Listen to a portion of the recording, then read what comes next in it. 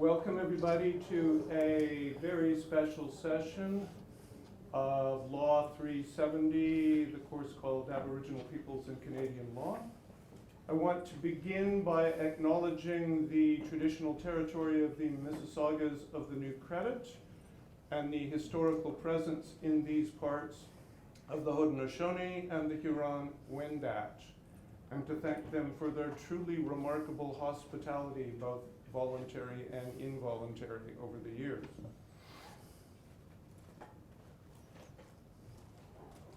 As those of you who are taking or have taken Law 370 know, this is a course primarily about Canadian law as it pertains to Indigenous peoples. But as you also know, it has been my firm conviction in teaching this course that you cannot gain an anchorage in Canadian law about Indigenous peoples without acknowledging and beginning to appreciate the reality and the authenticity of the law that Indigenous peoples themselves have developed, use, and that is authoritative for them. I am not myself Indigenous, so I can't speak either with authority or with expertise about the law of Indigenous peoples. So I've been fortunate while I've been teaching the course to have the cooperation of the law school, and this year in particular Associate Dean Kerry Wilkins, in allowing me to bring in at the law school's expense an eminent Indigenous law scholar to talk to the students in the course about some aspect of Indigenous law, so that we all have at least that acquaintance with the material.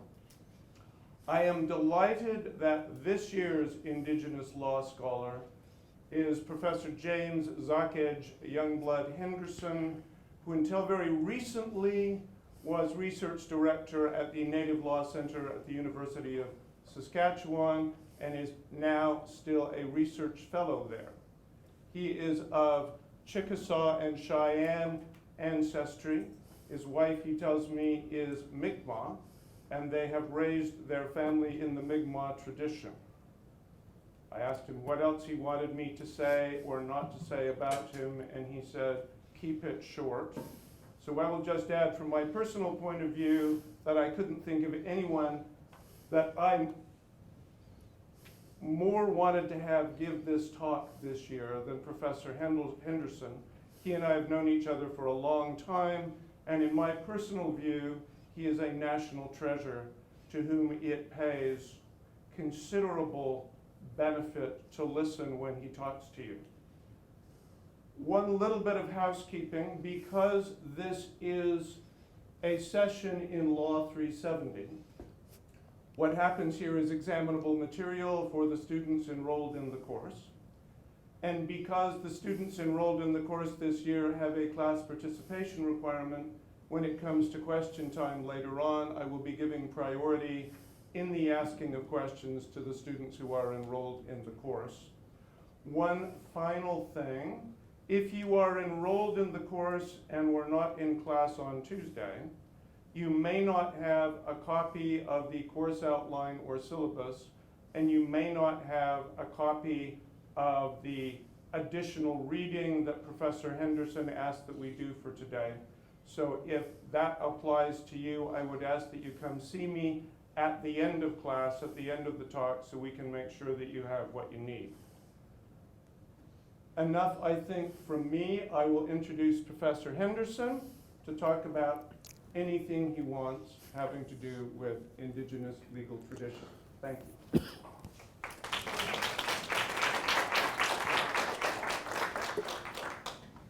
Well, thank you very much for the introduction. It's a deep honor to be here and share a little bit of my knowledge with you.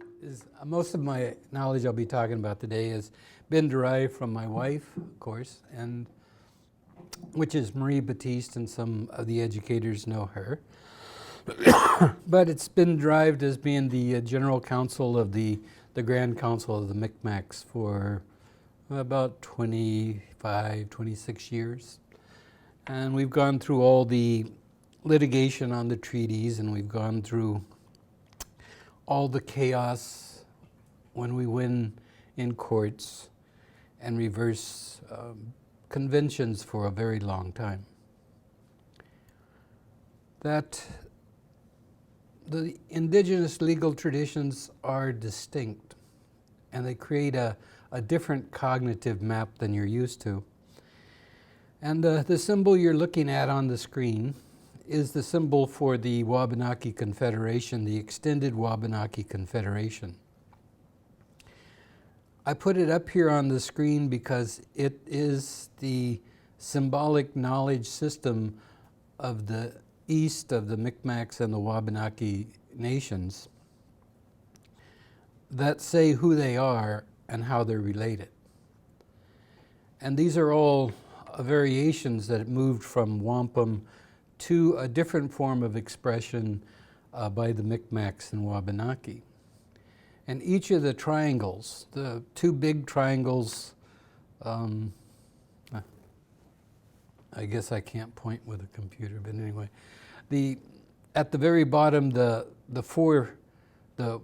triangles of the big triangle represents the core of the Wabanaki tribes, the Passamaquoddies, Penobscots,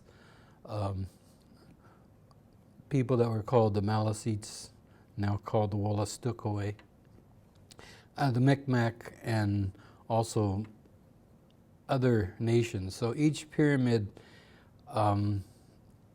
in the symbol is a nation that's in confederation with the Wabanaki.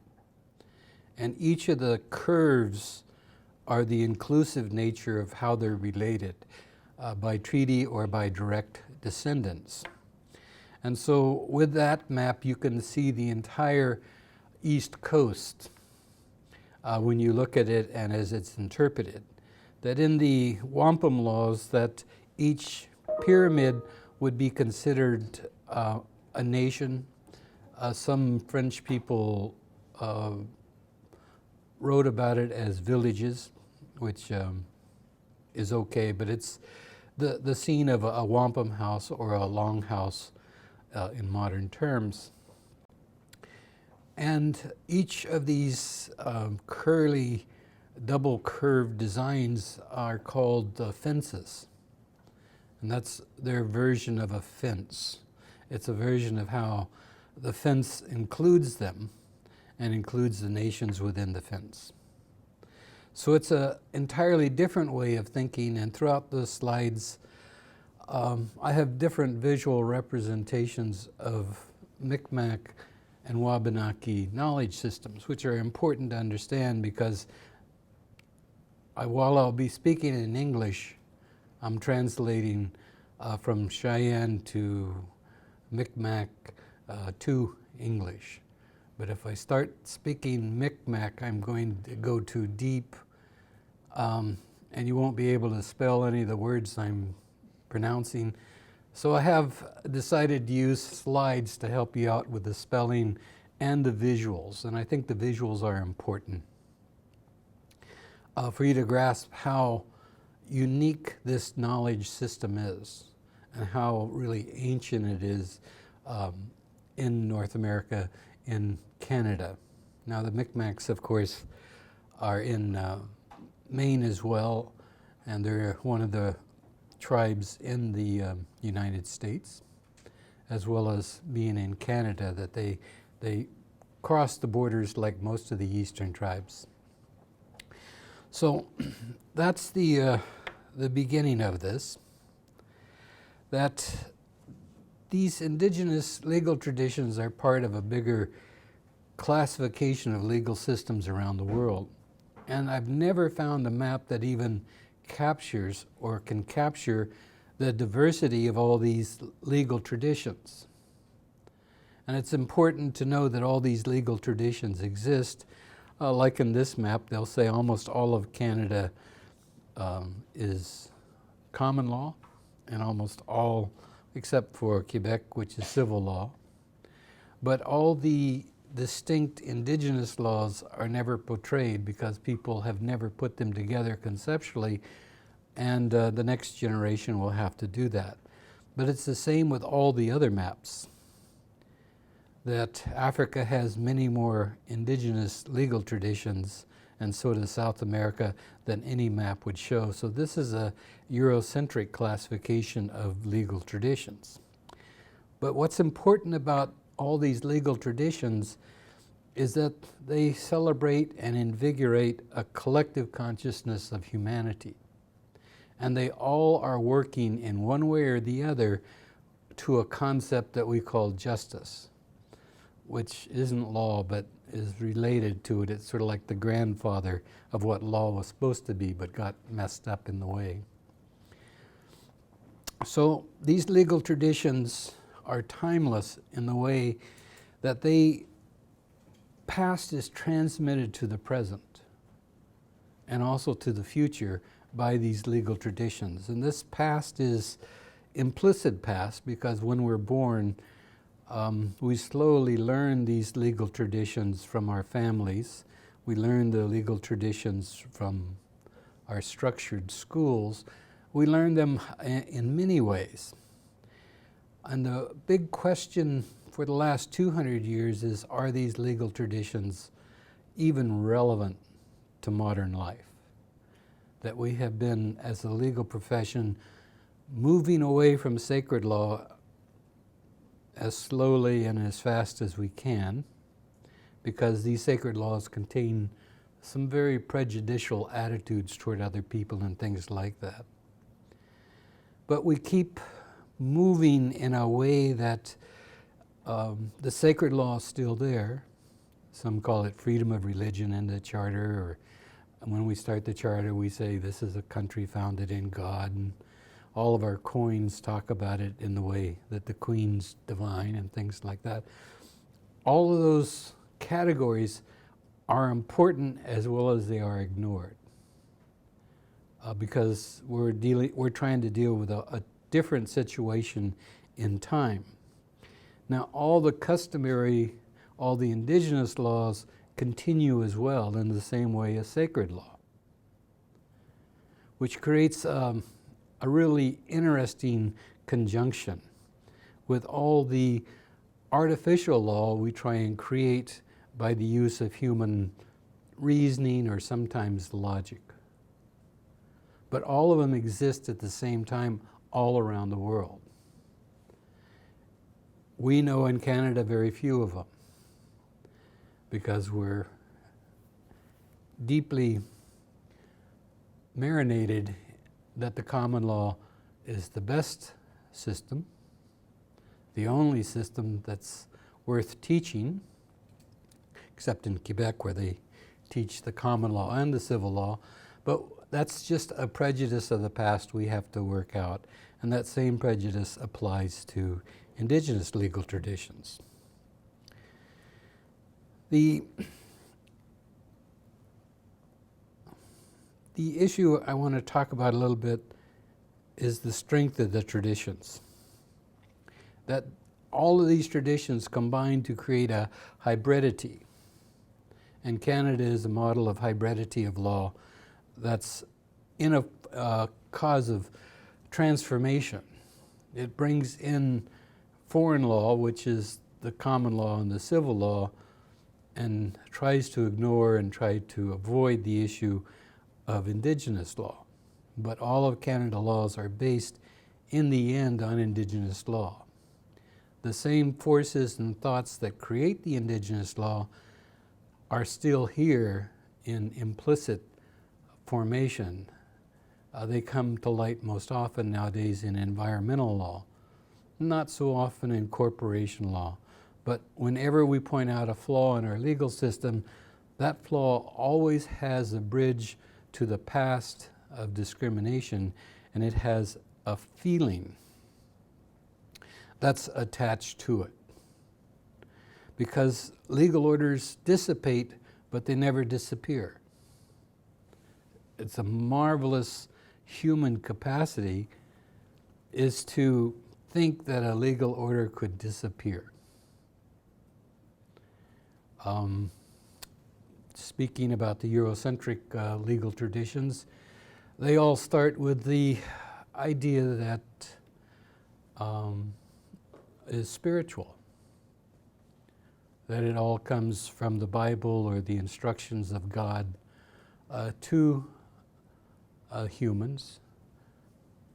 And they don't view that as local, but they view that as universal.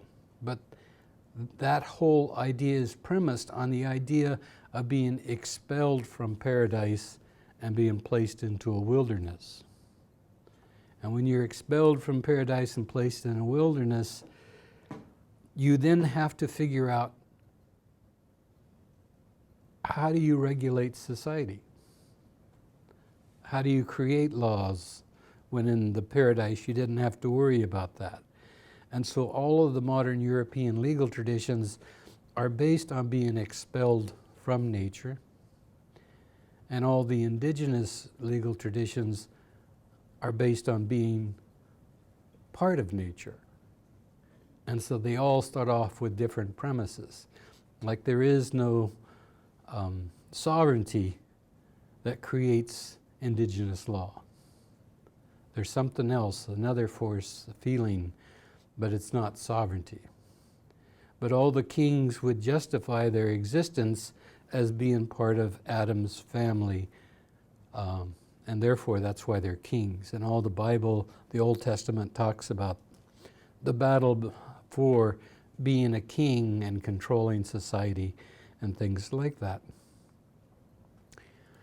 That because they're all Eurocentrically, all the legal traditions are Eurocentrically based on this idea of relationship to God or relationship to religion, it has always been the crux of the great legal transformations in Eurocentric legal tradition. That when people feel that the ruler or the government is not living up to the spiritual religious covenants, they then use that as the argument, the ancestral argument, the ancient argument, to overthrow the powers in existence.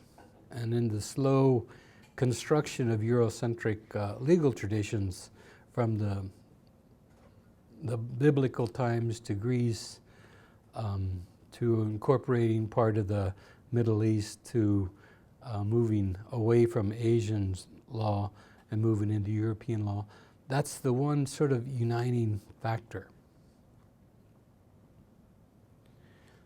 is that law is a spiritual or religious enterprise, but needs to be corrected at different time.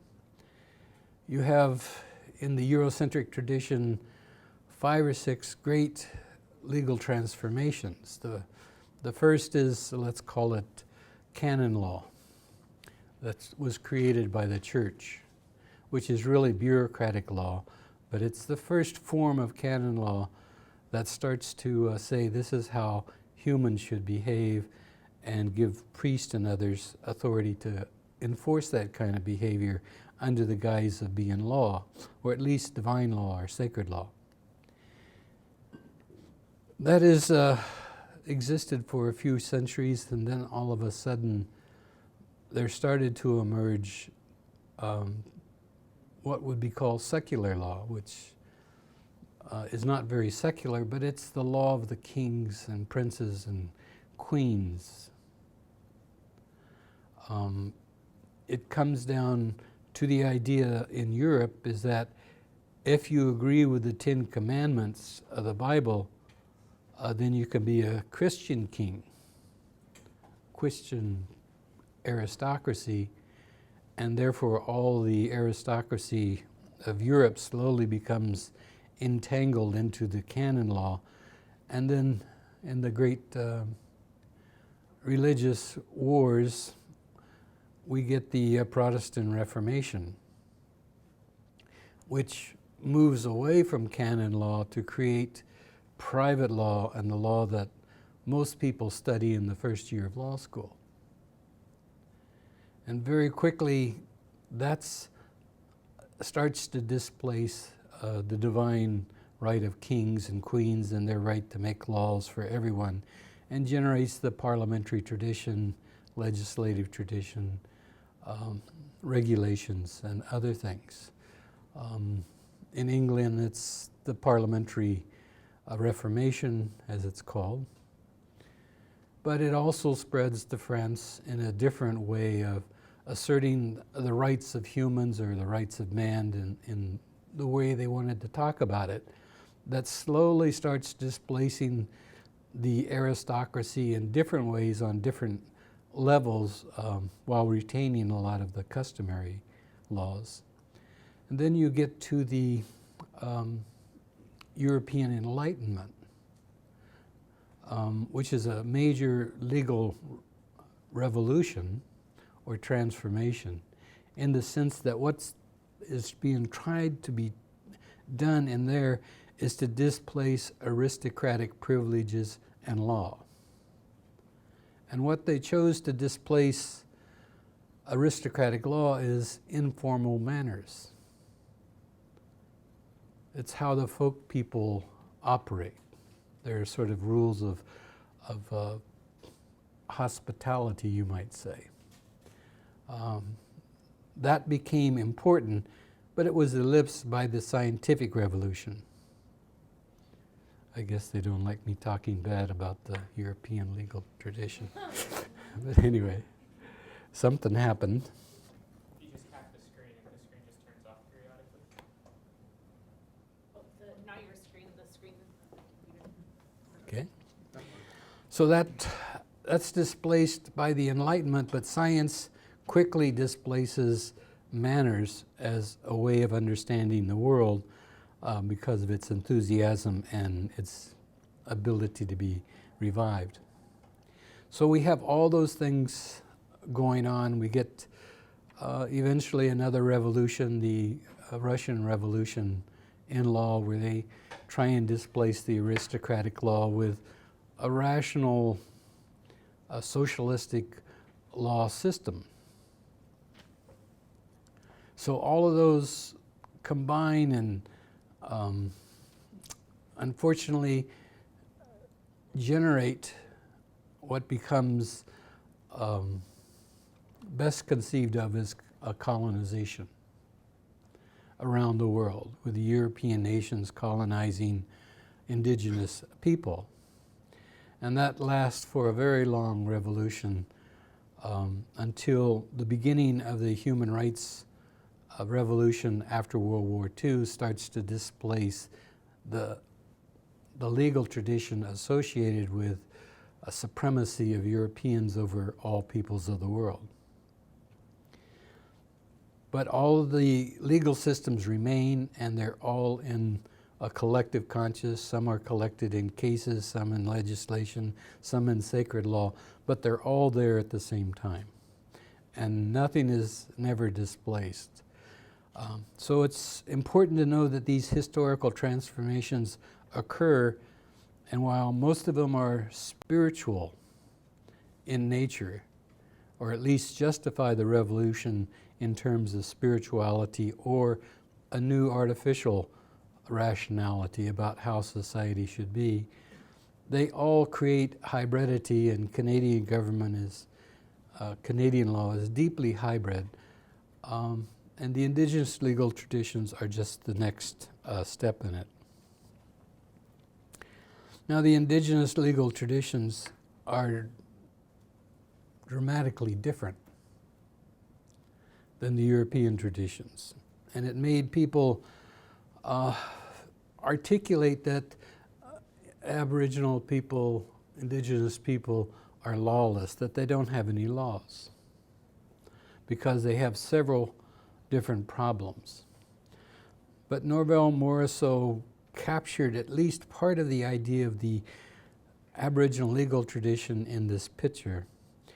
And all of these things are all holistic. They're all part of the 12 knowledge systems in Canada with about 50 languages.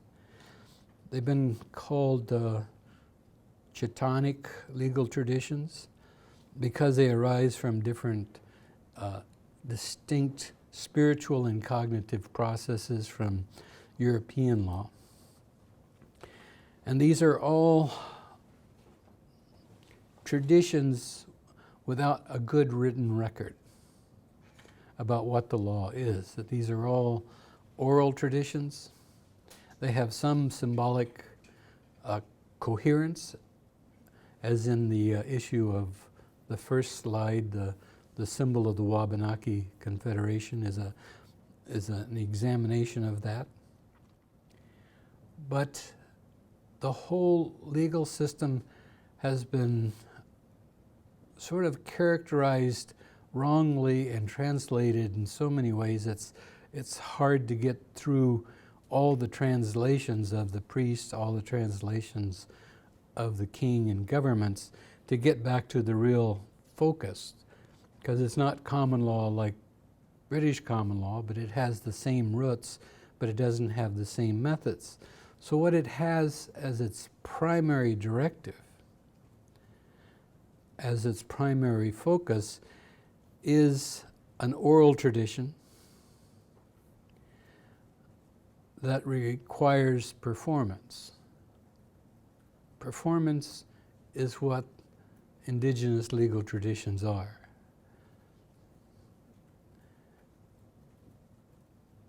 You learn it from an early age how to perform your roles, how to perform the codes of behavior. And there's always a certain sense of deviations. But this is always a family kind of affair. And these Indigenous legal traditions are complex because humans are complex. They each capture something that went wrong and try and correct it through the oral traditions, stories, ceremonies, and things of that nature. That they also arise and are really the driving force of Aboriginal and treaty rights that have been recognized and affirmed in the Constitution. And the courts have struggled so much with, as you'll get to, how to define that in Eurocentric terms, but also in Indigenous terms. And so this is another kind of legal reformation, legal transformation that's only underway because of Section 35 in the Constitution. Requires that all other parts of the Constitution respect Aboriginal and treaty rights. And so the examination goes to what are these Aboriginal and treaty rights? What are these legal traditions that are so invisible to a written culture? But you have to continually remember that until about 50 years ago, the common law and going to courts was an oral tradition. And slowly, because of the Protestant Reformation and the idea of a written text like a Bible or a script, law has moved more and more from where it starts to a textual adventure that has tremendous fragility as well as interpretive problems. But the original common law focus was on a hearing. And that gives you a indication that a hearing is an oral process. They verily say, I'm going to provide, a textual analysis. That you go to court as a hearing, you go to the court and put out your voice. You do everything verbally before a common law court. It's only lately, in the last 50 years, that it's becoming an adventure of writing briefs and judges really writing opinions. That's all fairly new to the legal consciousness, and it's all a reflection of the Protestant Reformation.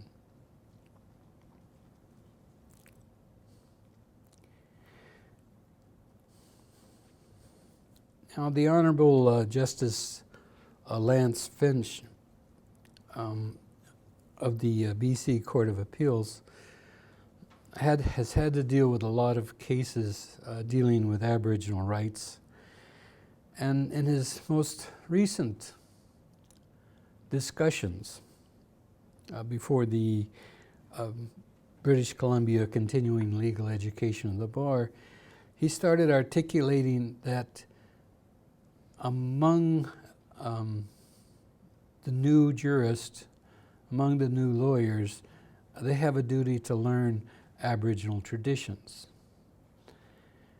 And he posed the question, how can we make space within the legal landscape for Indigenous legal orders? And before answering that, he inversed the question.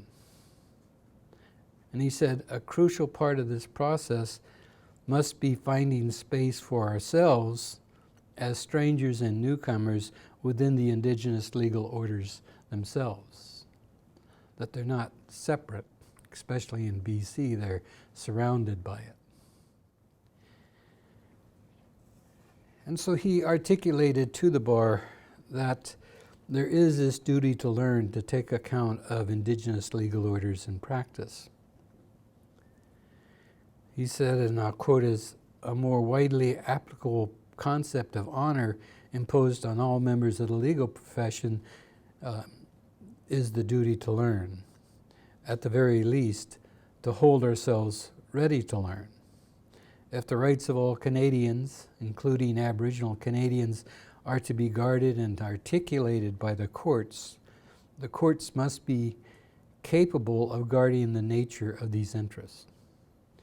Now, he knows that the court has not been able to articulate or protect these interests because they never were trained in any kind of Indigenous legal tradition until it was brought to the court asserting Aboriginal rights or treaty rights.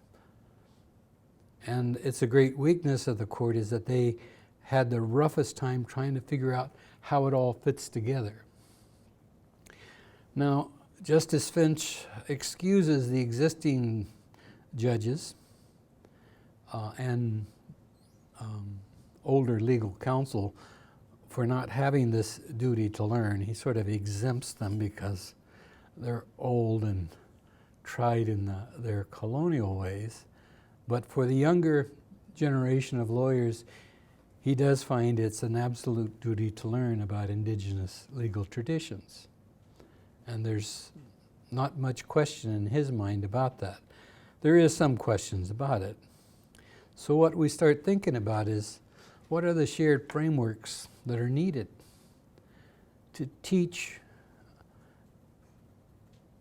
Indigenous legal traditions to people in the law schools and people in the profession and people in the public service as part of the constitutional rights? Because if Aboriginal and treaty rights are part of the Constitution of Canada,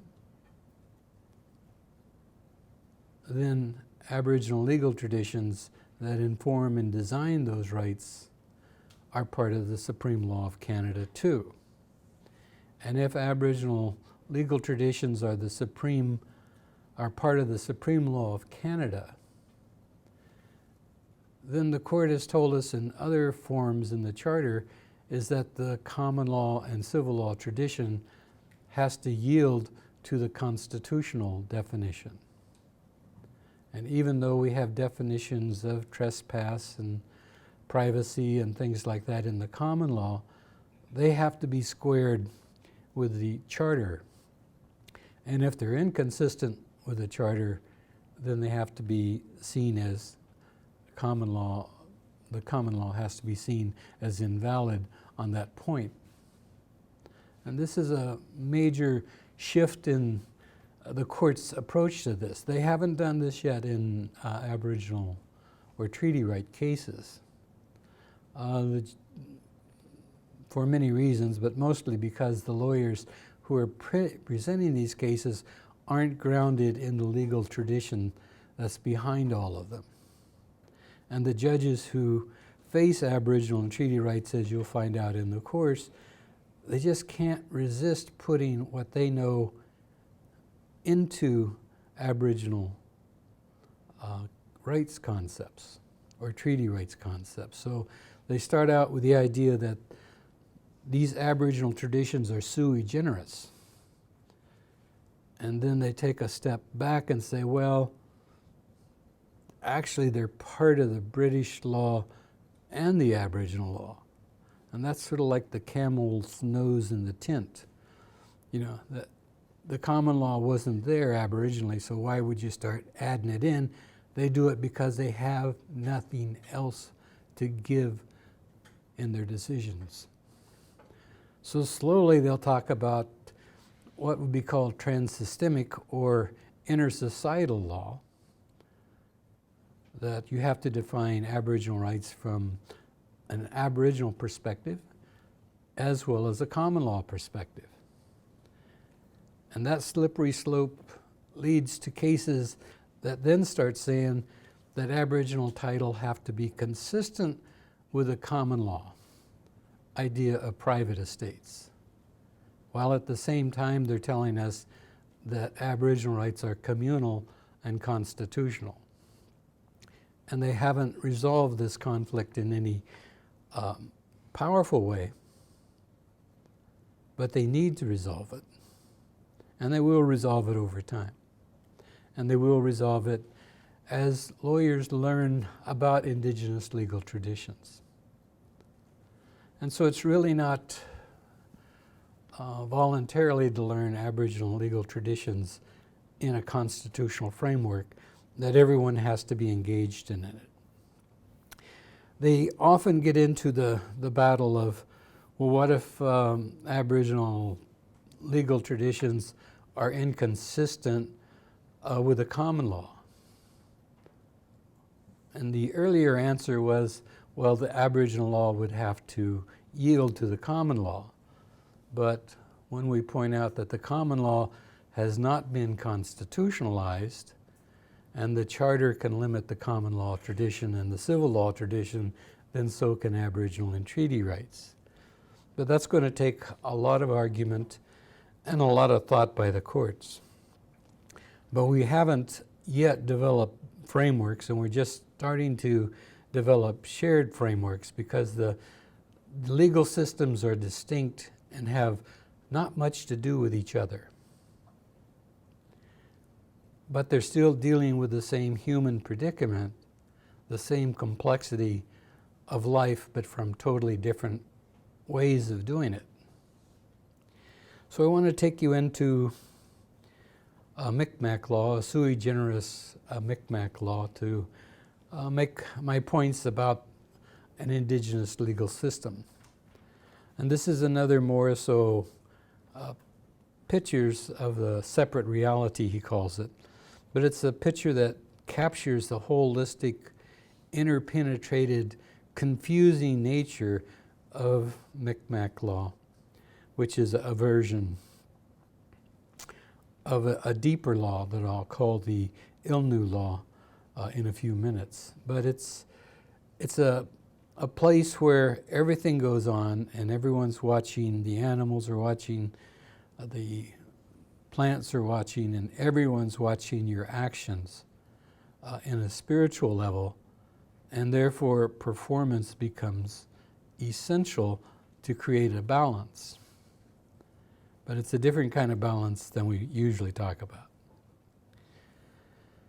So while I tried originally to create the historical illustrations and details to a minimum so that we can get to the deep structure of the sui generis Micmac, Wabanaki, Anishinaabe law, because they all have a same component of it. The effort to identify the deep structures of this way of thought, this way of life, this way of legal traditions that I'm going to talk about, these patterns stand as a tentative guidelines for further research, ready to be amplified and corrected and superseded as you go deeper. That this is only the first through third level of Micmac or Ilnu law. There's four or more levels. Deeply linguistic, deeply spiritual levels that I won't be talking about because that's reserved for certain other elders. But the key thing is the spirit of the Ilnuk languages, which is the verb, which is called in the English a verb. We don't have another way to describe it. But there are 7 civilizations that are created out of the Ilnuk civilization that all share the same language structure. And from Micmac, which is on Nova Scotia, New Brunswick, Quebec, PEI, and Newfoundland, if you go northeast, you run into the Inuit. And if you go a little less north, you run into the Ainu. That the Ilnu, Ainu, Inuit are the same language structure and origin. That's why they're all called the same thing. Micmac's one version of that. If you go to the southwest, the Wabanaki Confederation, the Wampanoag Confederation, the Narragansett Confederation, the Lenape Confederation, called Delaware, are also part of this structure of knowledge. And all of them record in their language the idea that Ilnu is a human. Ilnuk is many humans. But many of the people who translated this started calling Ilnuk male. But Ilnuk doesn't have a division in gender, nor do they have any descriptors that go with Ilnu. People develop their ideas like fast talkers, loose people, things like that. But mostly it's people of a certain ecology that the word describes. And in the West, the Anishinaabe confederations, the Cree confederations, which are Ainu, with a Y replacing the N. They're called the Y dialect of the language. And also the Blackfoot Confederation, as well as many confederations on the plains from Cheyenne, Arapaho, all share the same language group. So it goes from the East Coast, the northern East Coast, all the way through the major plains, reaching Oklahoma as one sort of knowledge system and language. That's changed over time. Now, when European people look at it, they talk about it as a language of polysynthetic verb stems or roots. We don't talk about it like that in the Ilnu language. We talk about it as energy or spirit. We don't have a good word for spirit other than energy. But it's composed of sounds that carry meaning, but the sounds are not about things, they're about energy. They're about how the energy relates to you is usually the suffix. The middle, what they'd call verb stem, talks about feelings and sensations in ways other languages doesn't. And they don't have any permanent nouns or objects. That's all put together by prefixes and suffixes in the language. And it's hard to learn once you know English or French, because it doesn't involve things, it involves energy and movement and different kinds of sensations you feel that come from plants and comes from other forms of the environment.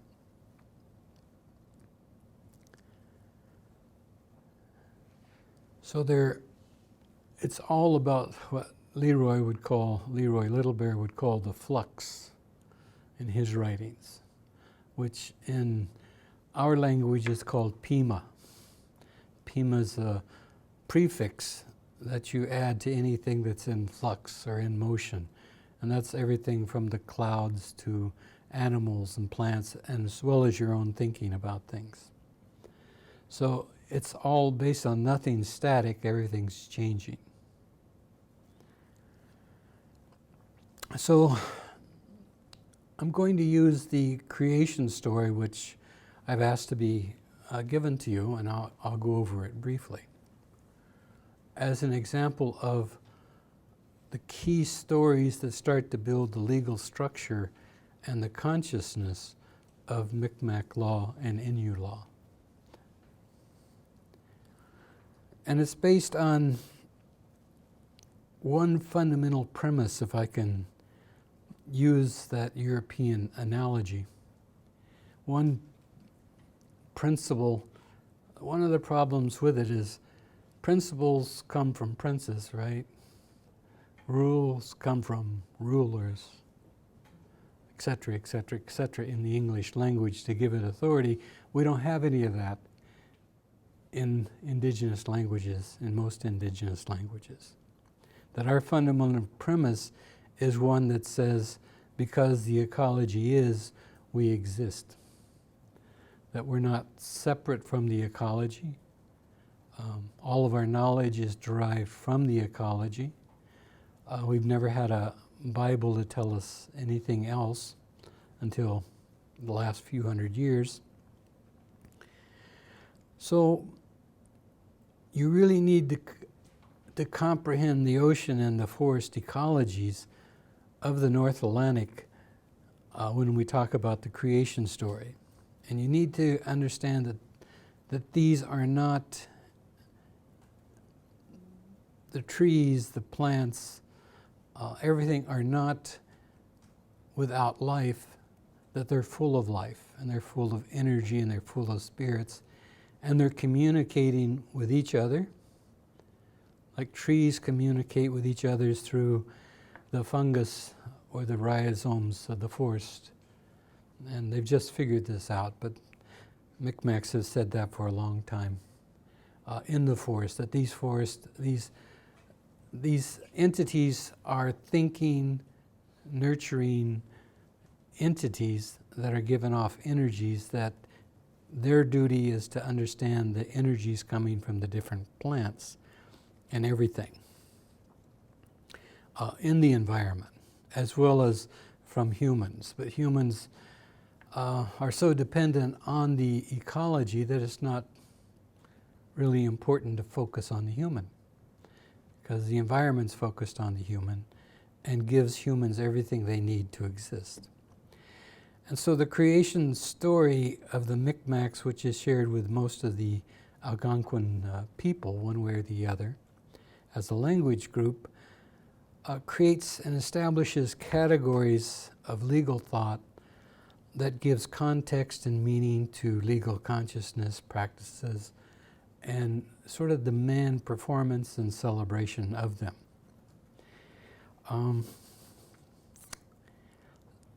These are some of the ideas, the categories.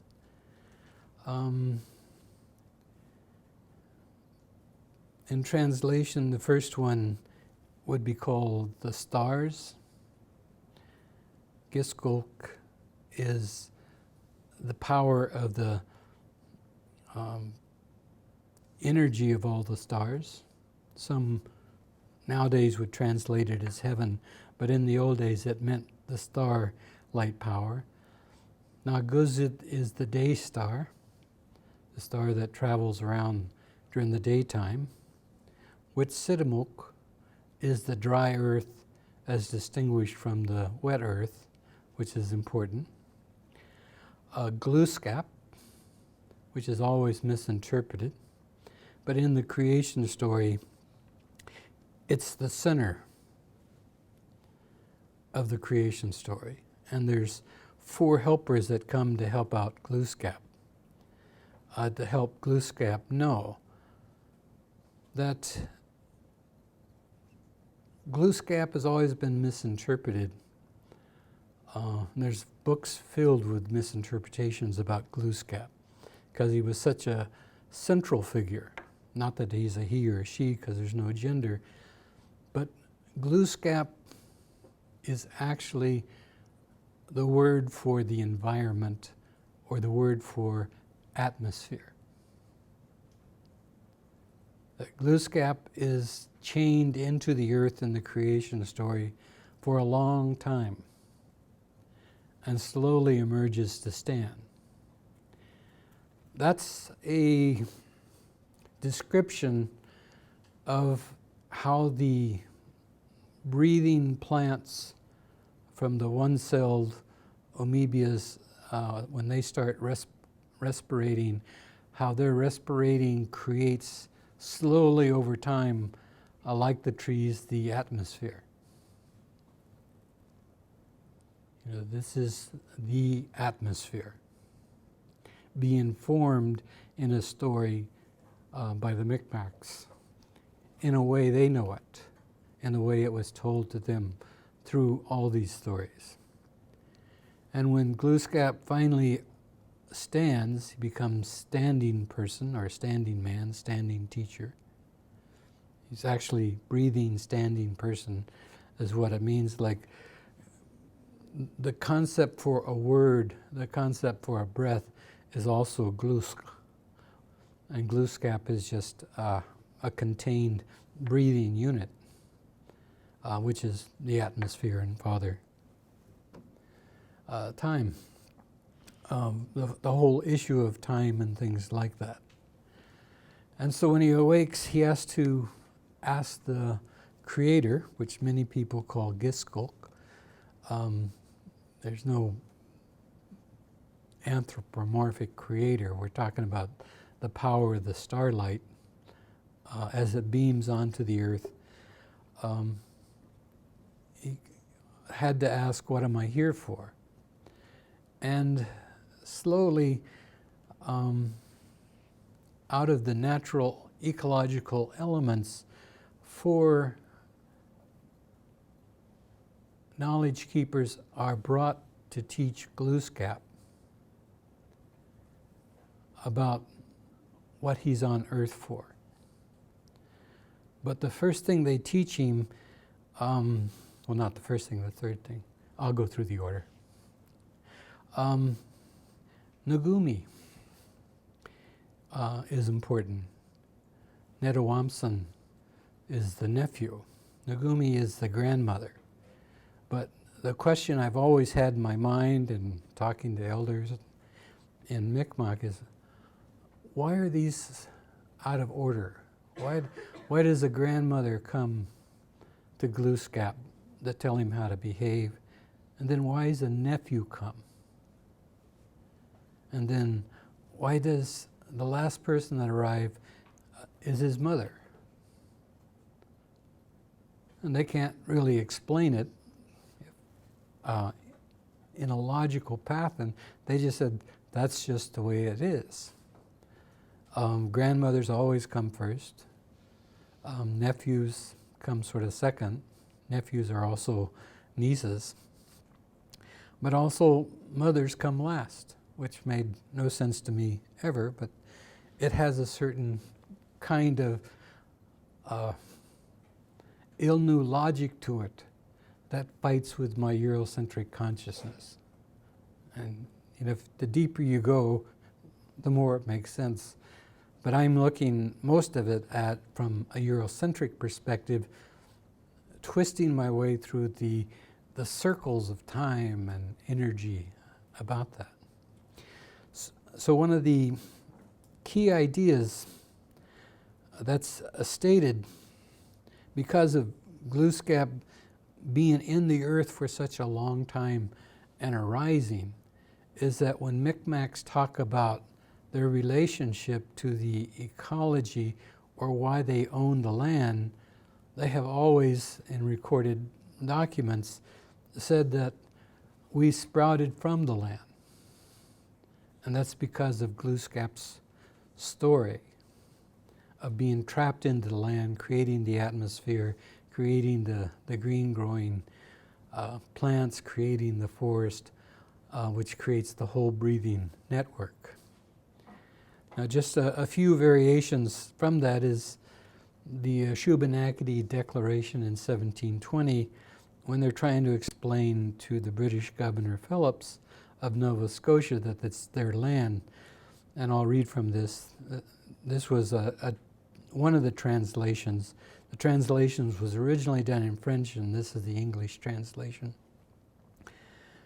They told him, "Believe that this land that God gave us, on which we could be counted even before the trees were born, does not appear to us to be disputed by anyone."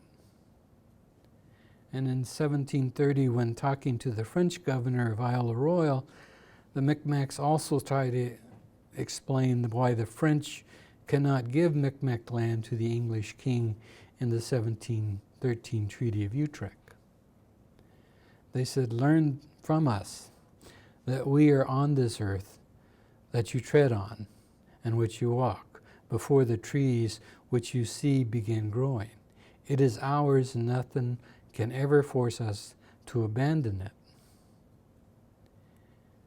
In 1749, with the Micmac Declaration to the British that arrived in Halifax, they wrote a declaration and pointed out that the place where you are building dwellings, where you are now building a fort, where you now wish to establish your authority, this land of which you now wish to become the absolute master, this land belongs to me, and I have come from it as surely as the grass. It is the proper place of my birth and my residence. This land belongs to me, the Indian. Yes, I swear, it was given to me by God to be my homeland in perpetuity. This is a priest translation of what the Micmacs were saying, but it's still the same thing as the other ones, that they sprouted from the land. Glooscap sprouted from the land. They're his descendants. That's how they came to this land. They didn't come from any place else. And there's endless examples in the literature, but I'll just read the 1751 Wabanaki speaker at a treaty conference with the British. And he stated to them, "Brethren, as I said before, so I now say, that the land we own let us enjoy, and let nobody take them from us. We said the same to those of our religion, the French. Although we are a black people, yet God has planted us here. God gave us this land, and we will keep it. God decrees all things. He decrees the land to us.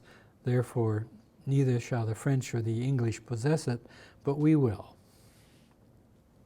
So that's all repeating the same kind of idea, is that they, because the ecology exists, they are, that they're part of the land. To their consciousness, there's no distinction between that. So that creates the concept of the collective energies, which is Mindu, which is the root word for Manitou, Gitche Manitou. All those, Mindu is the key sort of verb stem that says we have collective energies. Now, not all these energies are within them, that some are inclusive energies that created us, they sprouted from us. There are other energies that are contained within them, but there are more energies that look after them but are not contained by them. And that's the whole concept of energy or spirit that they're talking about, that forms the basis of their concept of the land and the concept of themselves. Now, each of the four knowledge keepers generated for Glooscap the energetic teachings and covenants which of the ecology, which become known in the Micmac language as Ilnapskukun. Ilnu is at the first, giving it a place about, this is an Indian person thing, and naskupkan is the concept of the ecology. These are the lessons that were given to us. And these ecological teachings generate a unique concept of being human, of living in relationship with a supporting ecosystem and their own selves and other relationships. That everything keeps spiraling in Indigenous Micmac law into this energy covenants. We're from the land, we're not separate. And it comes down to the principle that miste nokoma, which means everything is alive as their tenet and how they relate to the ecology, and everything's my relative. That I'm everything else and everything else. They have no clear division, like in Eurocentric thought, between the self and others. Everything's interrelated. They don't always know how it's interrelated. They only know it's interrelated because when they do things that would be called wrongdoings, everything gets out of balance. And that they have to create rituals to restore the balance, to restore the covenants with the ecology. And that's their main focus in their mind. Not so much dealing with, this is my relationship with humans.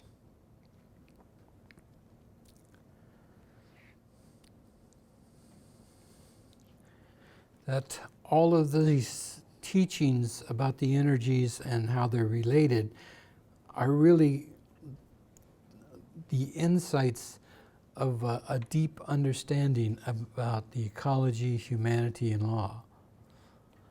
And because everything's relative, there is very vague distinctions between nature and humanity. It's seen as the same thing. Humanity and animals are the same thing. Humanity and plants are the same thing. And there is no insider or strangers, that they all have to be a relative. A non-Micmac coming into Micmac territory has to be adopted by some family.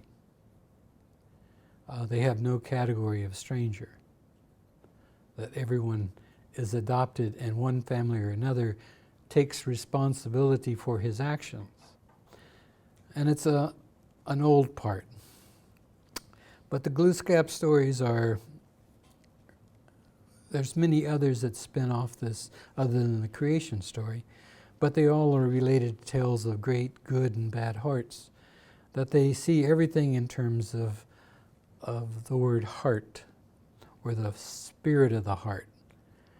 And that creates their own concept of proper and respectful behaviors, and defines their roles and encourages self-control over anger and rage and other emotions, and encourage the fair treatment of all forms of life. I want to go back to an analysis of the knowledge keepers and teachers' stories and the creation stories. Once I've given you this framework, they'll make a little more sense. Because all of the knowledge keepers are bringing knowledge to Glooscap, which in turn is going to share that knowledge with what they will call Standing Man, which then becomes the Spark families, which then become the 7+ civilizations of those people. But the telling is about how Glooscap knew and what he knew and who told him and how he told him.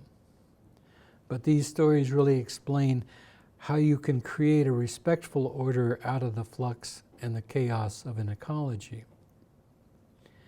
And the legal traditions of the Micmac nations cannot be really defined exclusively by using non-Aboriginal sources. There's been many attempts to do that, but they all become failed attempts because they all have this great weakness is that they don't understand the ecology that the Micmacs were in, or how the Micmacs viewed the ecology, how they viewed people, how they viewed their extended confederation. So we'll go to Ngumi, which is Glooskap's grandmother. Now she's forged from the ancient hard minerals of the Earth Lodge, the allied rocks and stones that are considered the bones of the dry earth, that she's transformed into a human sort of consciousness in the stories to teach how to communicate with the ecological and spiritual realms. And there's always symbolized by the privileged role of an elder woman among the people. And the elder woman is always the epitome of Mi'kmaq society and Ilnu society and in most Aboriginal societies. It's not the male, it's always the grandmother that's the central part of the foundation of that society. Now, Ngumi teaches about the importance of language and starts bringing language and telling Glooskap how to use words and describing the forces and the energy that are behind what he's seeing in the environment. And points out that there's different spirits of learning and the importance of holistic knowledge and being able to communicate and to have communal wisdom about the processes of life and on the reflection of their personal journey. In particular, Ngumi teaches about how to send animals to the spirit world to get instructions on how to survive for the Mi'kmaqs and return with knowledge of rituals and songs to show the honor and respect in exchange for this gifts of moving into the invisible realm that's there but you can't see, but you can learn to communicate with it. And in the creation story, Ngumi taught Glooskap how to call upon the pine marten to speak to the guardian spirits and ask permission to consume other life forms to nourish their human existence. And this is a very important covenant, is that you have to have permission to consume another animal, and someone has to mediate that transfer. So the marten becomes an animal that's the keeper of the agreement or the covenants with the garden spirits about how you consume or kill animals. And also teaches about the cycles of what we would now call reincarnation, forgiveness, the importance of gift giving if you're going to take an animal, the importance of taking care of the bones, and how to dispose of them, and all this through ceremony if you're going to consume this life form. And it's all based on a covenant that's worked out with Ngumi and Glooskap. So these covenants from the grandmother constitute the beginning of teachings about the responsibility of a person to be mindful of the energies of creation, the consent of the gifts needed to be used, and the required sharing of the gifts of the earth. And so that's just the first helper that comes to help Glooskap and everyone else. The second one is Nitawansum, which is called the nephew, but it's also the niece. That Mi'kmaq doesn't have gender, as I've said before. So this is the next knowledge keeper that comes to help Glooskap, and he arrives with a force that teaches about the ancient and restless water lodge versus the dry earth. Ngumi teaches about the dry earth from the position of rocks. But the nephew or niece comes in and they start talking about the same kind of transformation that's required when you're dealing with water and the life in the water. And Netawapson's human form was generated from the energies of the rolling foam of the ocean tides that swept upon the shore, but its energy transforms into the energy of sweetgrass, or what is called originally holy grass, but most know it as sweetgrass. And there becomes a whole tradition about sweetgrass is sacred. But it's sacred because it formed the knowledge of the waters. And it's one of the first plants out in the spring. So Netawamson creates and generates an ecological covenant with the Micmacs that becomes part of their laws. And it orders a relationship of how you deal with the water people. But also, the nephew brought a different kind of gift. The great ability really to dream and vision. And in one story, Glooskap asked him, "What am I here for?" And Netawamson says, "You're here to dream." In the spiritual kingdom, you don't need to dream because you are.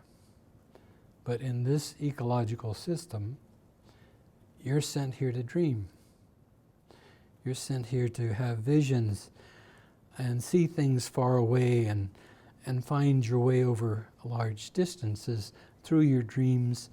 And your dreams are one way to communicate to the spirit world, but not the only way. But it's a very important world, more important than, you would say now, rational thought. It's instinct and dream instincts. That's why we have to go to bed at night. Why our dreams are so of a different realm. But it's a human gift. And so, in terms of knowledge, Netawamson teaches Glooskap, and Glooskap teaches the spiritual people about these dreams, about forerunners, telepathic experiences and visions that are in the different lodges of the ecology, and how to find them and how to negotiate them. So we have the dry earth teaching Glooskap how to exist. We now have the water lodge being explained to Glooskap, and then enters into a very long word, Nipakasekwennikiwisas, which everyone has shortened to Gaju, which means mother, because it's very descriptive about what she's bringing, and it's very important. But she's the third keeper, third knowledge keeper. And her human form in the stories, or really it's her consciousness, not her human form, is generated by the interaction of the sun with the delicate and sparkling droplets of dew from the ocean fog on the tip of a leaf of a tree. And this is the forest knowledge. And so many Micmacs will say, we're part of the trees. The trees are part of us. And that's always when they start talking about Gaju, the mother, and what she's bringing to them, bringing to Glooskap. So it's a very important focus, is that now there's the dry land, there's the water, but the forest is developing slowly. You know how forests are the slowest trees to develop. I mean, a young tree that's only my height with branches is maybe 80 years old. But in those days, they would, in year terms, they would live to be 200, 300 years old, fully formed.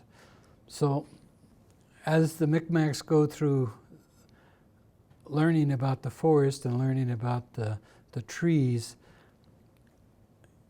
the knowledge keeper is sent to them to tell them how to live with these trees and what kind of relationship they should have to all the plants.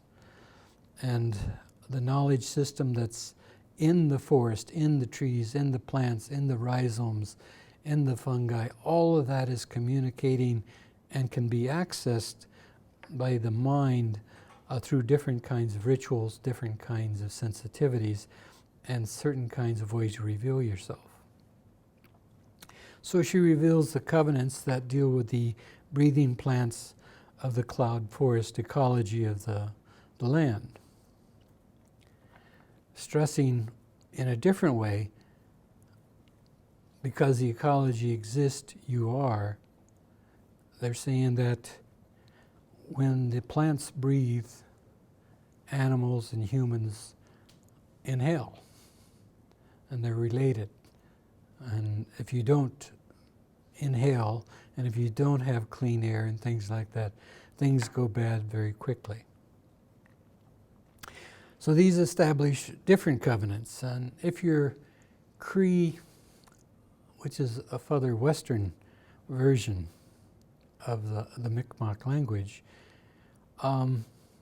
they called their grandmothers Kukums. But in Mi'kmaq, Kukum means the big old mother trees. And it honors mother's knowledge, that a mother tree protects all of the other trees in ways like any mother would. So it's interesting how the words float through, remain, change a little bit through culture and languages and law, but they're all talking about the same thing, not knowing it because we very rarely get together outside of our language groups. But the most important thing about Giju, about the archetype of motherhood, is that she brings and explains to Glooskap and the other knowledge keepers that there's something really important about everything, and that's about the force of love. Now, this is a very powerful concept that I've spent many nights over many years trying to deal with the linguistics of this, not because I wanted to, but because as we started peeling back what is the source of laws, these words kept coming up that hadn't been used for a while, and the elders would say, well, this is what it means, but it really doesn't mean this, it's something close. But this concept of love becomes the most sacred gift that the Mi'kmaqs receive. And of course, it's always embolized by a mother's love for a child, is the highest form of love. This isn't about any kind of romantic love. This is a very deep love that every animal has, from the mother tree to the young seedlings that come from her, to all mothers of any animal or any form, that this form of love is very powerful. But with this form of love, Giju also introduced the concept that was new to Glooskap and everyone else, and that's the future. The Mi'kmaq language today has only 48-hour tints. There's the day before yesterday and there's the day tomorrow. There's nothing in between. There's no chronology in the language because they're dealing with tree time and how tree thinks about time, not as humans think about time or how it was developed in Eurocentric thought. So their whole version of time is only roughly 48 hours. And everything is in the present. Even if it happened a long time ago, you can cognitively bring it to the present, and it only exists in the present as long as you're talking about it. But the future's a little bit different. It's related to visions and talking to different spiritual energies, but it also allows you to think about the future, and all mothers sort of do nothing but think about the future from the day their children are born. they have basically one thing on the mind, and that's how the life is going to be for their children. And they see that as totally universal. Now, from the knowledge keepers, you move in the creation story to the generation of the 7 families, which aren't the 7 family of Micmacs, but the 7 families that go by the word Ilnu that I talked about earlier. The Ainu, the Inuit, all of them are related to the 7 families that come out of this creation, and how they all come from this creation. They all become standing, breathing people, but all of them are created from the sparks of a fire, which they call the Great Fire, that created all these standing people. And all of these spark people are really a metaphor for an inherent, immanent order that pre-exists, that says there's something inside you that makes you what you are. You know, one of the distinct lessons about the trees is that they have in them the inherency to be used for a fire. They don't know why, other than they contain the fire spirit. But as lightning strikes and these trees are set on fire, the Micmacs and others that were there then start thinking about, how does that happen? How does that foundation happen? What's in a tree that makes it burn but not a rock? And why water doesn't burn? And how's that related to us? So it becomes a whole generation. And these become the ceremonies of the 7 families. And these are all from the Great Fire. The fire creates the sweat lodges. The sweat lodges combines, of course, the rocks, which are the grandmother, the water, which is the nephew, that you pour on the rocks to recreate a steamy atmosphere that represents the original atmosphere, to call on those spirits and to contact those spiritual energies. So the knowledge keepers are all part of that. Of course, the rocks are heated with the trees of the forest. So it all sort of fits together as a cosmology, that all these helpers create the sweat lodge to communicate with the spiritual energies of the founding people.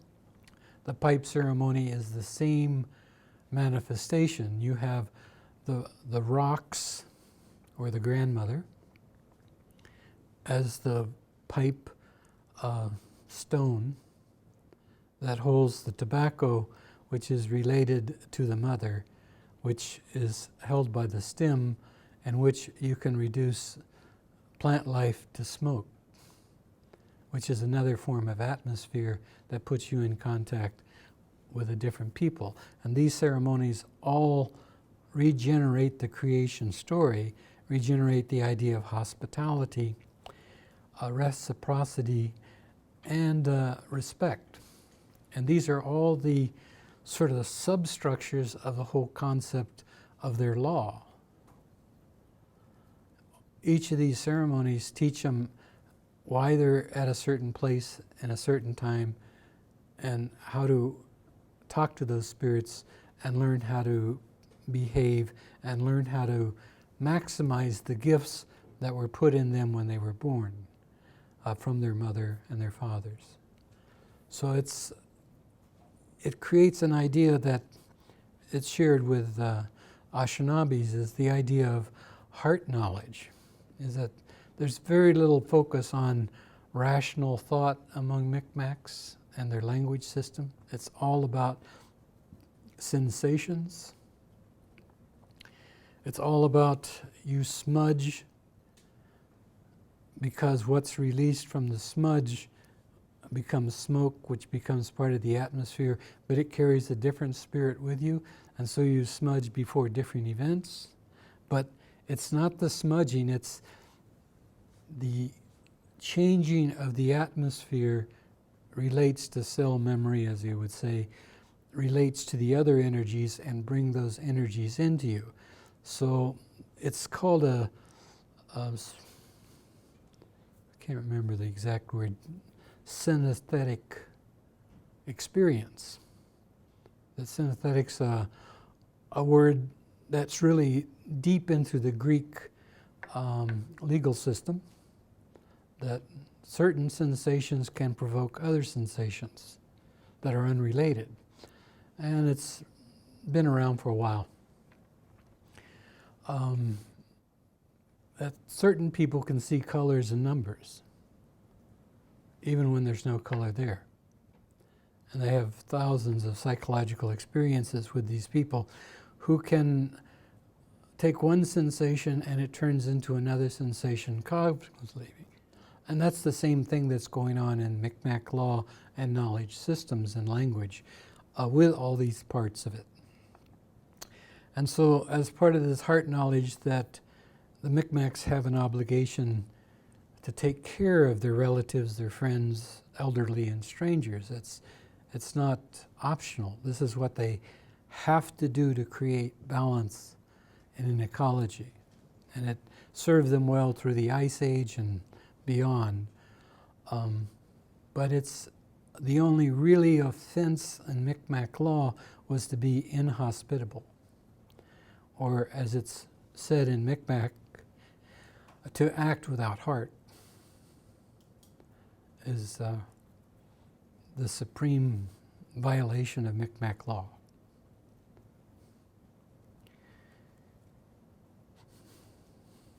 Now, the term Mi'kmaq itself is a little different. You start with Nikmaq, which is my family, Ginamaq, your family, Wigamaq, his or her family, and Mi'kmaq is our family. So in the Mi'kmaq hieroglyphs, as translated in about 1740 by the priest, this is the hieroglyphic of all my relationships, really. We are all related, is really what the symbol is saying. I don't understand a whole lot about why they chose these patterns, but it's their cognitive patterns that reappear in their arts. The first line with the 8 isn't a Métis symbol. It's how the French priest captured the W that the Mi'kmaqs were saying that they didn't have in the French language. So they always put an 8 to capture that sound because they couldn't pronounce it themselves.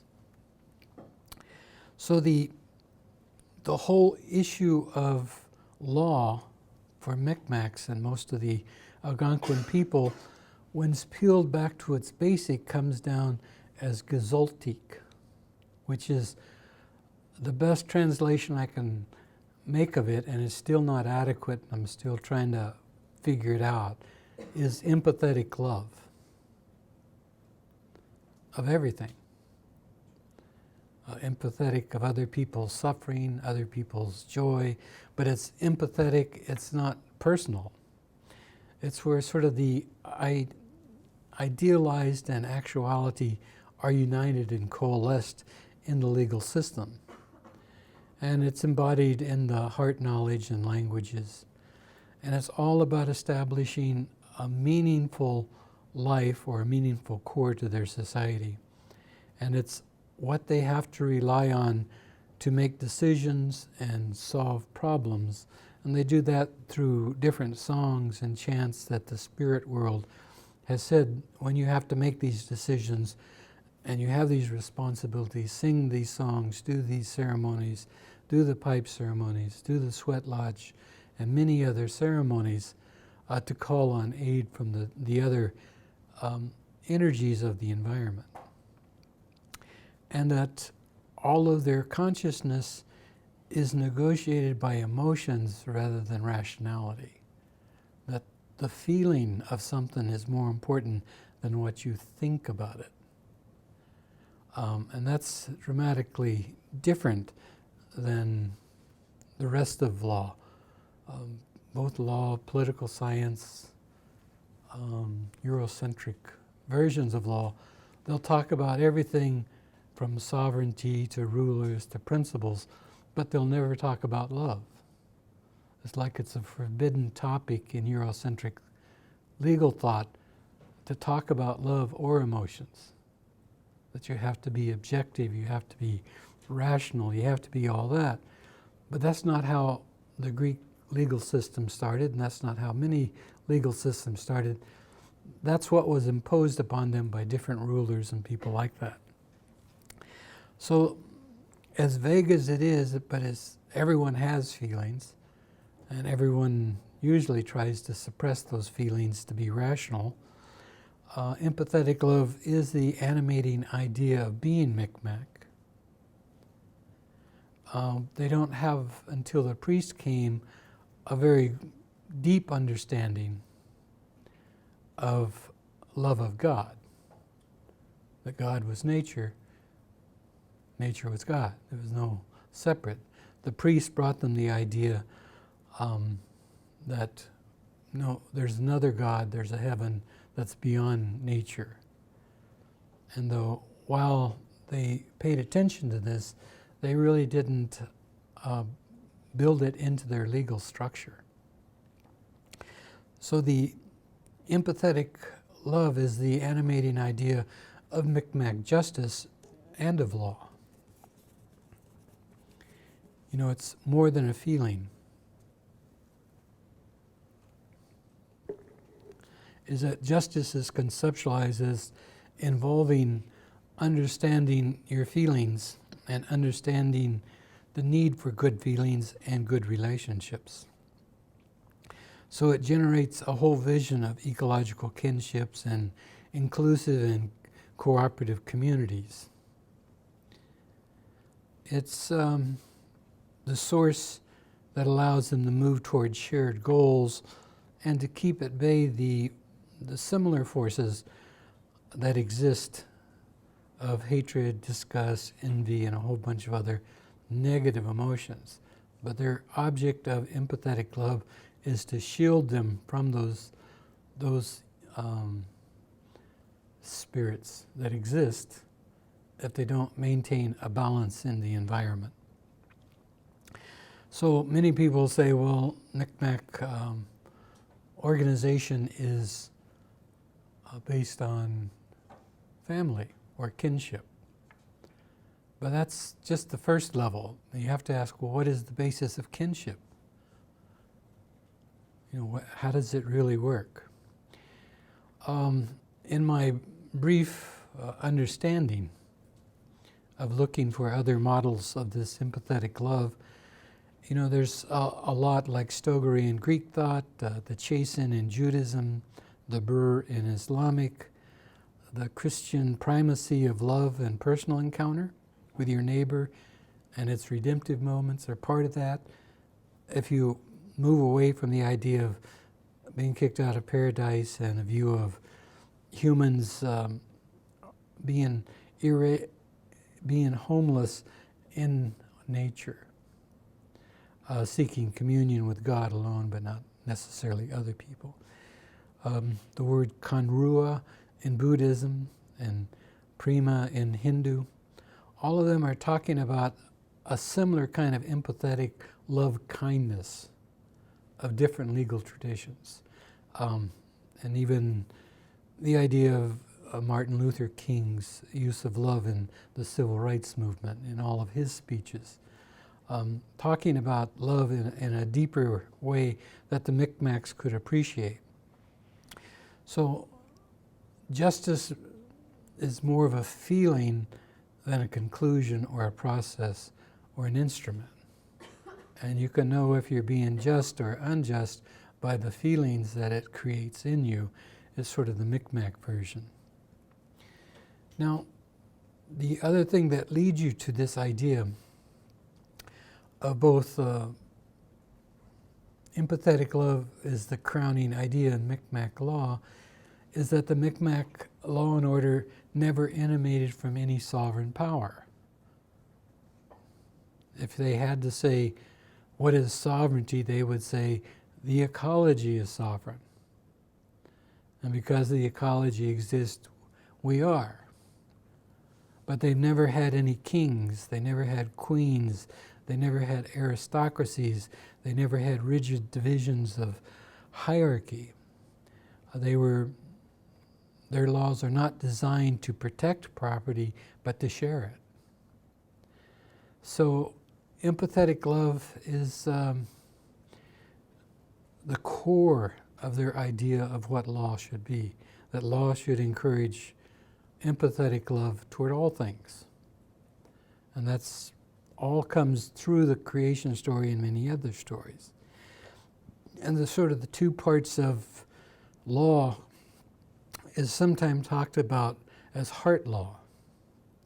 And it has two components, the ecological contextuality and the cognitive solidarity that comes from seeking love and loving an environment and loving people and loving families, and the disagreement that comes with that too, but the feelings that this cognitive dissonance creates.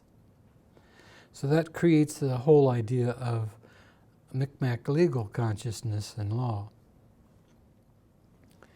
And that law was never seen as separate, never seen as written, never codified, never self-contained system. It exists as sensations.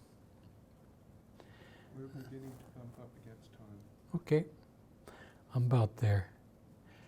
That all of the Mi'kmaq legal consciousness is based on the idea of consent. And this is the double pipe symbol that recognizes consent. The Mi'kmaqs themselves are 7 related districts or tribes or families.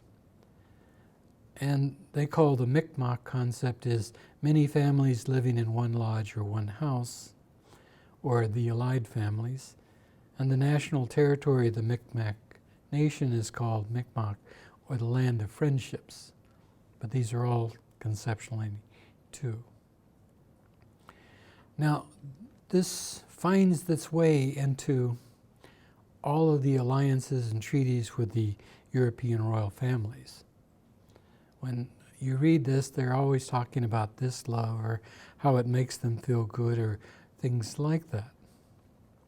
And so this is a version of a picture of the whole Wabanaki Confederation in the East Coast, and they're all based on these treaties. These treaties are not fly-by-night treaties. They're negotiated over about 200 years. And I'll just briefly run through all the treaties that are there as a marker of what it's all about. The treaties create a new form of law, which becomes another form of Mi'kmaq law, but it's a Mi'kmaq adaptation to European law with the heads of the royal family. The king becomes a symbol with a crown or a French hat in their symbolized way. But they have a circle with divisions across, which means conflicted mind. But that's their symbol for Eligawagi, which is what they call the king. That the Mi'kmaq Compact are all talked about in terms of favor and protection and friendship. Friendship is the only key word the Mi'kmaqs wanted. The written forms of the treaties they didn't understand. But the key parts of them is that they all affirm the idea that they will not molest each other. That the Mi'kmaqs won't molest the English and the English won't molest the Mi'kmaqs, using molest as law and also affirming that the Micmacs continue in their territories. There was no land cession in the Micmac treaties. But the very important words is that the Micmac nation agrees to make satisfaction if any English are injured by Micmacs. This is according to Micmac law and protocol, is that they take responsibility collectively for any individual acts. And so, as it's written in English, it says if there happens any robbery or outrage committed by any of the Indians, the tribe they belong to may cause satisfaction to be made to the parties injured. Now, this is clearly a tort concept of law which is consistent with Micmac law. And it doesn't, it's related to any robbery or outrage committed by the Indians against the English. And they agree as a nation to make satisfaction and restitution. If any English one that injures an Indian, then satisfaction and reformation will be made according to His Majesty's law, whereof the Indians shall have the benefit equal to His Majesty's other citizens or subjects. Not very much protection there, but there's over 200 crimes that are the death penalty at this time of these treaties in England. This isn't a very good system. But anyway, it shows that imperial laws will protect the Indians against the English. And when you get to the issue of what if it's a Micmac versus Micmac dispute, they gave no jurisdiction to the British, and they would handle it in their own terms. And finally, in the 1761 treaty, the British say that the British laws will be like a great hedge about your rights and properties. If any break this hedge to hurt or injure you, the heavy weight of the law will fall upon them and punish their disobedience. So the Micmac legal traditions are preserved in the treaties. They're not transferred to the British. The British have no criminal jurisdiction over an Indian that may harm another Indian or another member of the tribe, only in the situation where it may affect a British subject. Then the tribe, or the collective, will make compensations as a tort law, not as a criminal law. So that's the sort of whole structure and how it kind of fits together at just the very superficial level. But it's a totally distinct level than other legal systems we know of, at least in the Western Eurocentric tradition. So thank you for listening, and I hope I haven't been too confusing.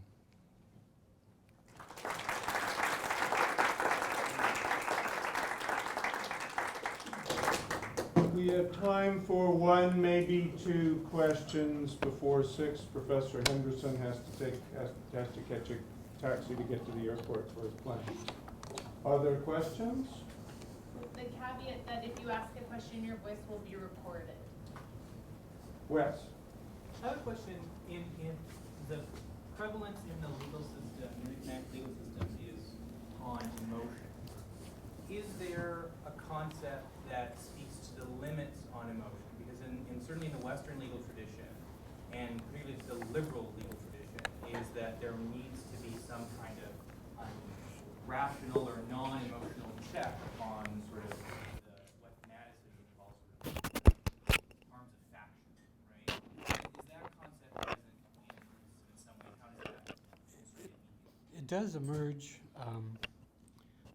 mostly in a concept of wrongdoing, but it emerges as a balance an imbalance that was created by doing certain things that is an ecological imbalance that needs to be restored, not necessarily punished. But if punishment is going to be meted out, only the family can do the punishment. punishment is mostly getting whipped with a stick or something like that. But these emotions are all there, but they're all part of a holistic pantheon that the whole law is built on understanding these emotions and understanding why things, why people do things, good people do bad things. But it's, I think Martha Nussbaum is one of the few leading lights in Eurocentric philosophy, and her latest book, where she sent me a long email 2 years ago, she wrote a book called Political Emotions, where she argued that love is a necessary part of justice in a Eurocentric way.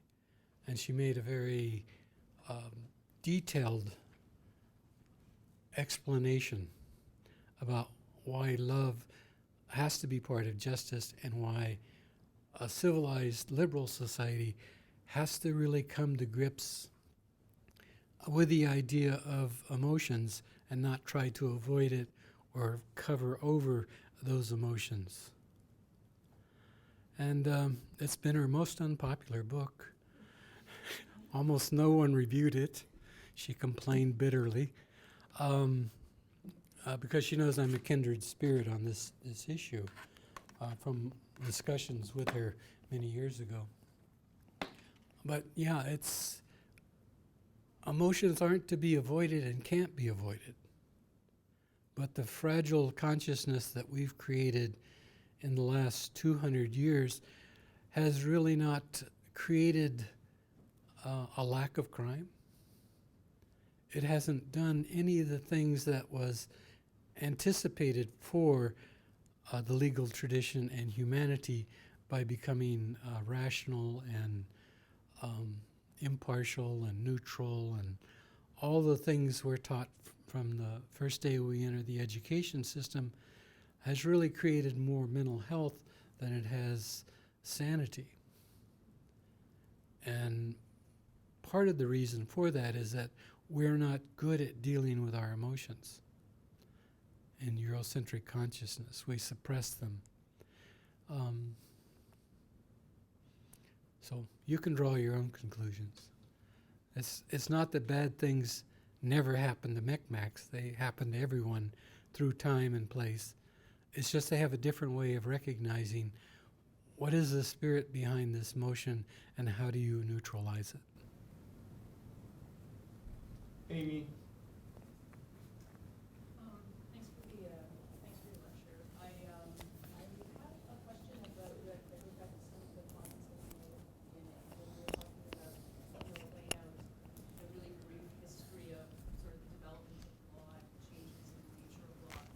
And it struck me, and then when you brought Indigenous law into that history, that it was presented not as a series of conflicts or a clash necessarily, but as almost part of a historical process, something more fundamental that's connecting all of these systems of law or something.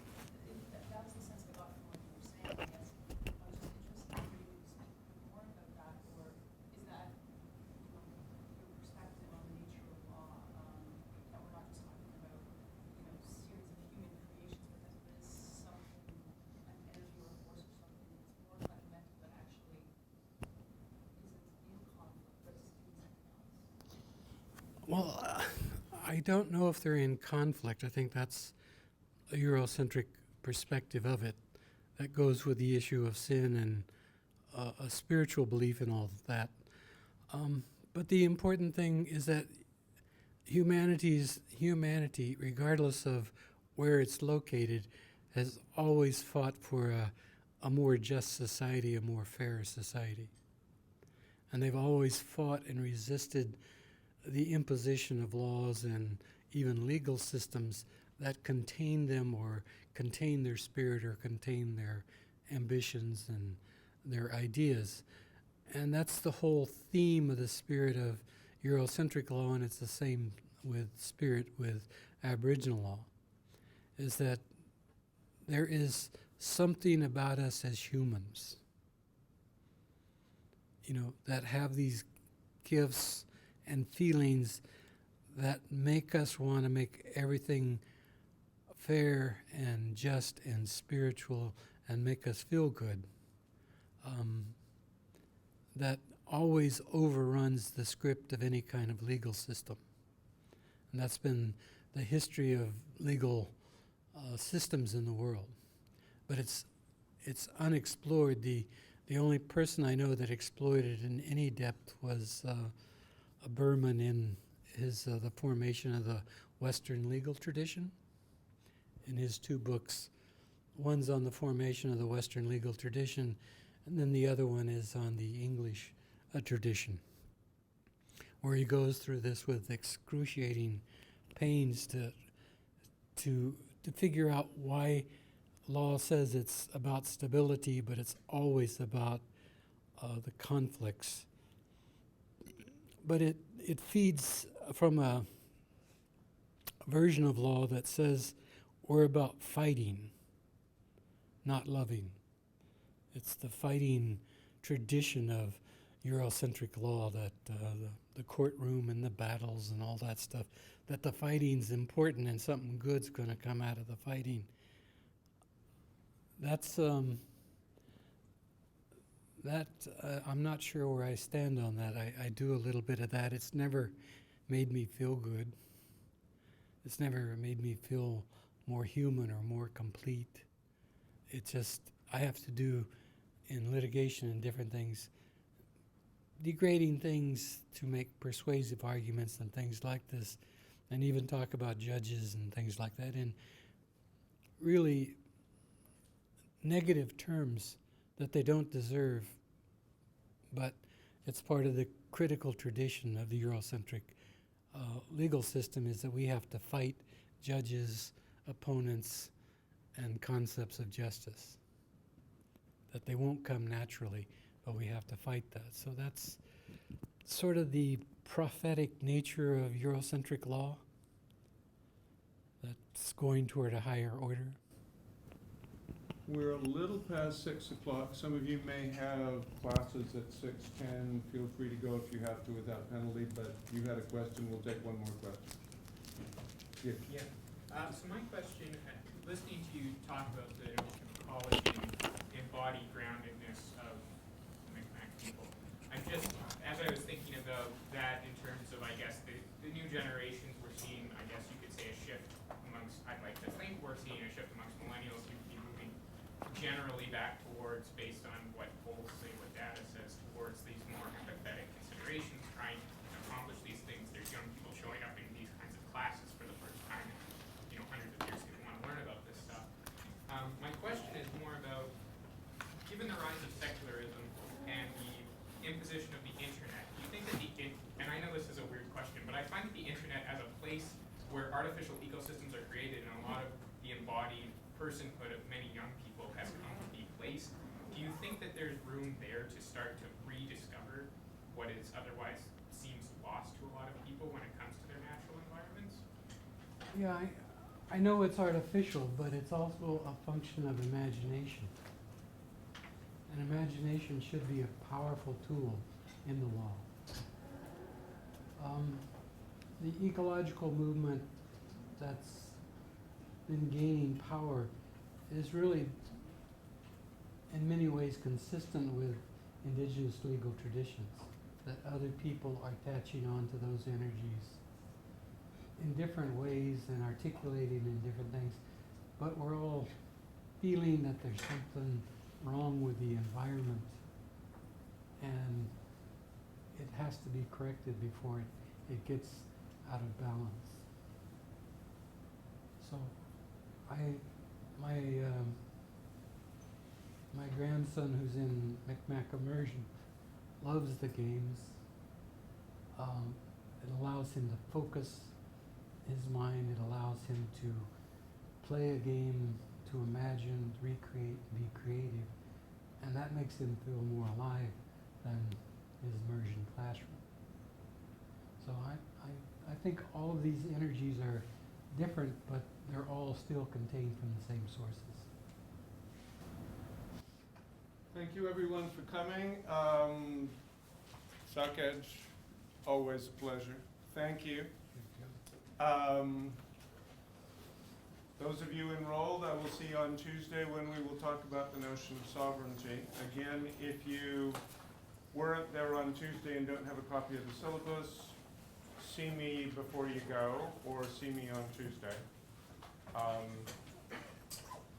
Actually, the reading for Tuesday, pages 20 to 61 of volume 1 of the casebook.